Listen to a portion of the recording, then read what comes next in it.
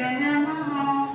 ओम श्री गुरु बसवलिंगाय नमः। ओम श्री गुरु बसवलिंगाय नमः। ओम श्री गुरु बसवलिंगाय नमः।